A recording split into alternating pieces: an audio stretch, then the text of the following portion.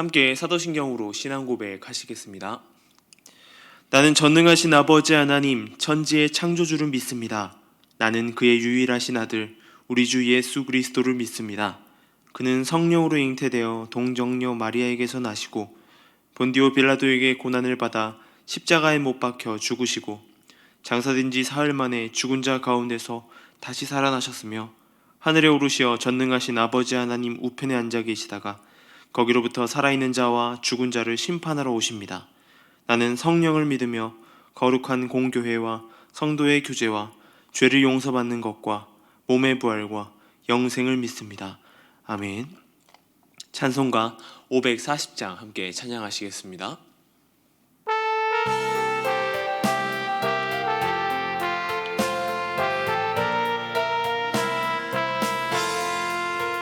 주의 음성을 내가 들으니 사랑한단 말일세.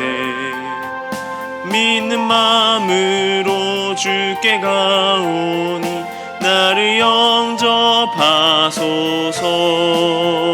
내가 매일 십자가 앞에 더 가까이 가오니 구세주의 흘린 법의 피로써 나를 정케 하소서. 주여 넓으신 은혜 베푸사 나를 받아주시고 나의 품은 뜻 주의 뜻같이 되게 하여 주소서. 내가 매일 십자가 앞에 더 가까이 가오니 구세주의 흘린 법의 피로써 나를 정케 하소서. 주의 보좌로 나아갈 때에 어찌하니 기쁠까. 주의 얼굴을 항상 배우니 더욱 친근합니다. 내가 매일 십자가 앞에 더 가까이 가오니 구세주의 흘린 법의 피로써 나를 정케 하소서. 우리 구주의 넓은 사랑을 측량할 자 없으며 주가 주시는 참된 기쁨도 헤아릴 수 없도다. 내가 매일 십자가 앞에 더 가까이 가오니 구세주의 흘린 법의 피로써 나를 정케 하소서. 아멘. 오늘 학교의 말씀은 창세기 26장 12절에서 22절까지의 말씀입니다. 창세기 26장 12절에서 22절까지의 말씀을 제가 봉독해 드리겠습니다. 이삭이 그 땅에 농사하여 그 해에 100배나 얻었고 여호와께서 복을 주심으로 그 사람이 창대하고 왕성하여 마침내 거부가 되어 양과 소가 떼를 이루고 종이 심이 많으므로 블레셋 사람이 그를 시기하여 그의 아버지 아브라함 때에 그의 아버지의 종들이 판 모든 우물을 막고 흙으로 메웠더라. 아비멜렉이 이삭에게 이르되 내가 우리보다 크게 강성한즉 우리를 떠나라. 이삭이 그곳을 떠나 그랄 골짜기에 장막을 치고 거기 거류하며 그 아버지 아브라함 때에 팠던 우물을 다시 팠으니 이는 아브라함이 죽은 후에 블레셋 사람이 그 우물들을 메웠음이라. 이삭이 그 우물들의 이름을 그의 아버지가 부르던 이름으로 불렀더라. 이삭의 종들이 골짜기를 파서 셈이 근원을 얻었더니 그랄 목자들이 이삭의 목자와 다투어 이르되 이 물은 우리의 것이라 하매 이삭이 그 다툼으로 말미암아 그 우물의 이름을 에색이라 하였으며 또 다른 우물을 팠더니 그들이 또 다툼으로 그 이름을 심나라 하였으며 이삭이 거기서 옮겨 다른 우물을 팠더니 그들이 다투지 아니하였으므로 그 이름을 르호봇이라 하여 이르되 이제는 여호와께서 우리를 위하여 넓게 하셨으니 이 땅에서 우리가 번성하리로다 하였더라. 아멘. 세상 속에서 손해를 보려고 하는 사람은 없을 것입니다. 그래서 뭐든지 누구든지 그 일을 하게 되면 그에 대한 정당한 보수, 정당한 대가를 받게 되어 있습니다. 그 보수를 받거나 그거보다 더 많은 보수를 받기 위해서 노력하는 사람들이 대부분일 것입니다. 그리고 자신이 이룬 것보다 누군가에게 줄 때에도 쉽게 내어주는 법은 없습니다. 무언가 그에 대한 대가를 받아야 되고 그에 대한 일들을 수고로운 것을 다해야 줄 수 있게 됩니다. 내가 보는 눈앞에서 누군가 나의 물건을 가져갔다고 한번 생각해 보십시오. 그렇다면 우리는 분노할 것입니다. 그리고 우린 가만히 있지 않을 것이에요. 신고를 하든 그 사람을 찾아서 그 물건을 다시 가져오든 어떠한 방법을 취하게 될 것입니다. 어떻게든 그것을 되찾으려고 노력하는 것입니다. 오늘 본문의 이삭은 그렇습니다. 이삭을 아브라함의 아들로 열국의 아비라 불렸던 아브라함이 100세에 낳은 아들이었습니다. 그런 이삭에 대한 성경의 이야기는 그렇게 많이 등장하지 않습니다. 창세기에서 이삭의 일생을 따로 떼어 상세하게 묘사하는 부분이 없습니다.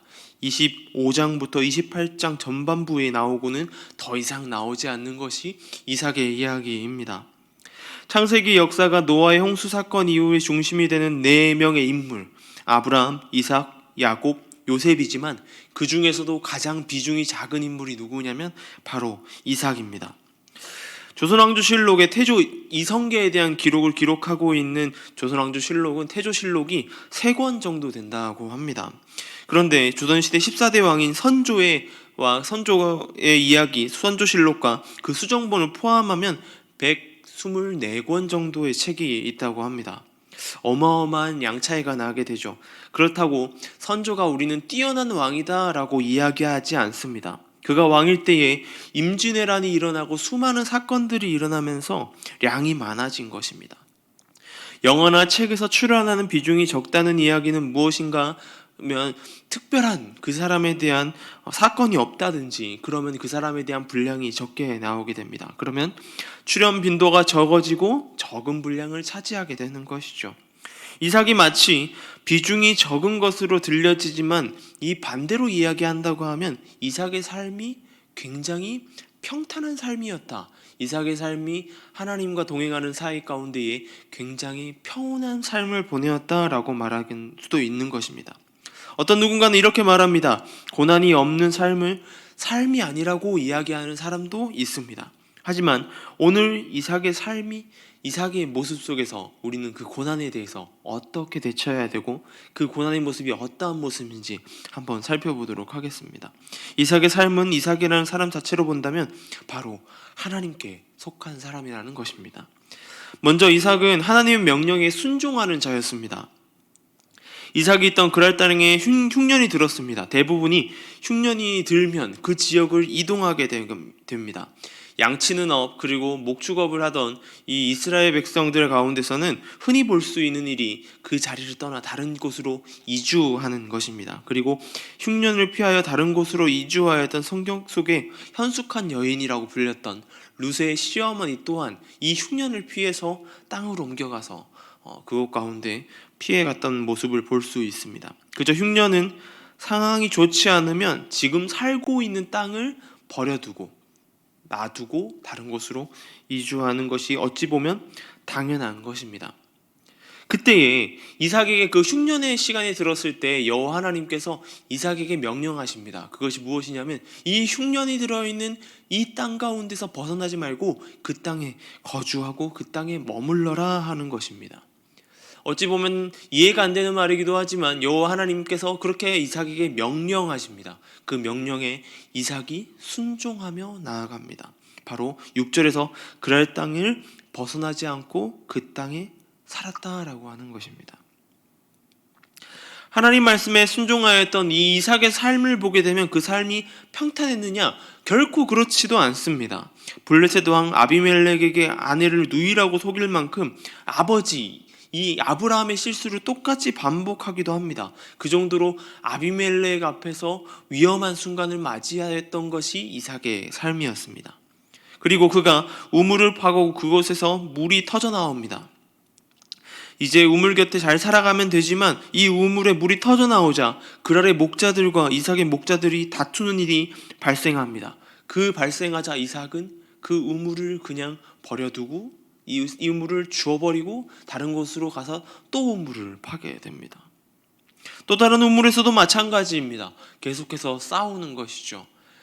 우리 가운데 이런 우물이 있는 가운데 다툰다고 그곳에 떠나는 사람은 많지 않을 것입니다. 하지만 이삭은 그곳에 놔두고 자신들이 다른 지역으로 옮겨가서 우물을 팝니다. 그 우물을 파고 나서 그 다툼이 싸우지 않고 그는 조용히 떠나고 그 옮겨간 우물에서 다시 다투지 않는 그 일이 발생하자 그곳에 머무는 모습을 볼 수 있습니다. 이삭은 그러했습니다. 그의 삶에 굴곡이라는 것이 있었지만 하나님 안에서 그는 너그러운 삶을 보낸 것입니다. 한 가지 사건을 통하여서 하나님 뜻이고 하나님의 인도하심이야 라고 판단하지 않았다라고 하는 것입니다. 그는 하나님의 뜻을 바라볼 때에 하나님의 인도하심에 민감하려고 노력하는 것입니다. 그것을 말씀에 순종하는 것이었고 옮겨가고 또 옮겨가고 그 삶에서 하나님이 이삭의 삶을 축복하시고 그 삶 가운데 더 큰 은혜로 부어주시는 것을 우리는 볼 수 있습니다. 그리고 그가 가는 곳마다 쉽지 않은 일인 그 우물이 터져 나오는 놀라운 역사들이 일어나게 된 것입니다. 하나님의 역사는 결코 나 혼자 잘 되는 그러한 삶을 말하고 있지 않습니다.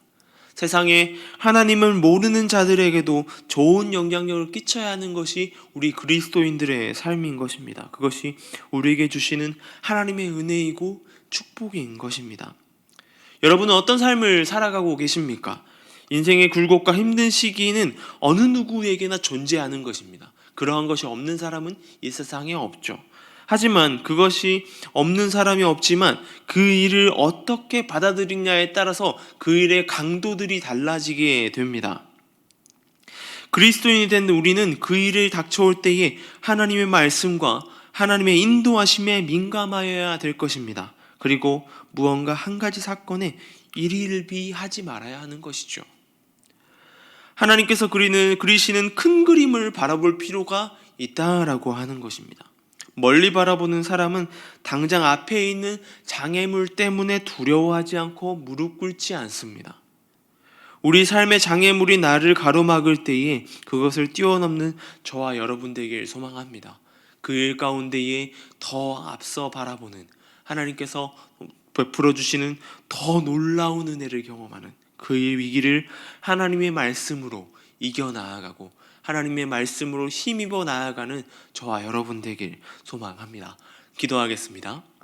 하나님 감사합니다. 오늘 말씀 가운데 하나님 이삭의 모습을 살펴보게 됩니다. 이삭의 삶을 통하여서 우리의 삶 가운데 살펴주시는 하나님의 은혜가 어떠한 것인지를 바라보게 됩니다.